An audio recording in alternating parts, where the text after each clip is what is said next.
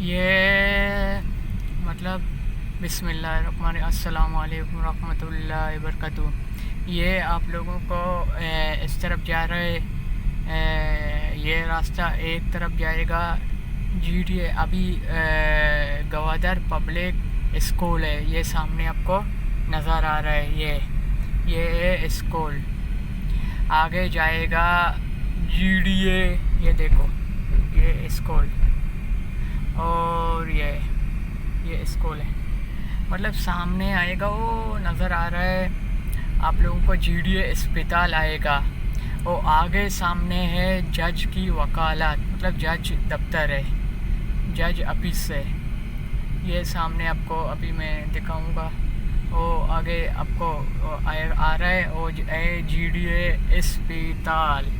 और जीडीए अस्पताल है, अस्पताल के बाद वकालत आएगा। वो सामने आपको नज़र आ रहा है, वो अस्पताल आ रहा है।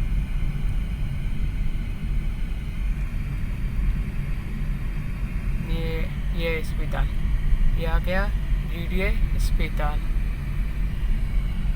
ये आपको दिखा जीडीए अस्पताल था। ये सामने आपको नज़र आ रहा है, ये जज की वकालत, जज ऑफिस है,